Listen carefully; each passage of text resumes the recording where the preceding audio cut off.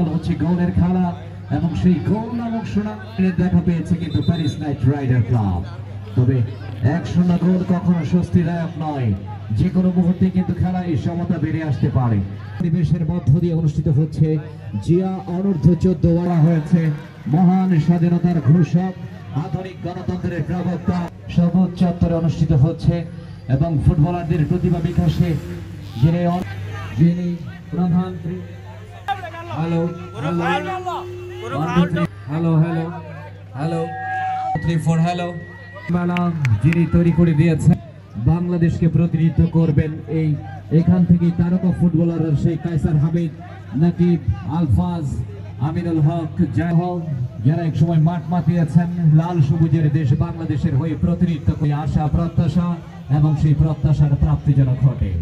এখন পর্যন্ত খেলার ফলাফল প্যারিস নাইট রাইডার ক্লাব 1, প্রতিপক্ষ শুভগড় স্পোর্টিং ক্লাব 0।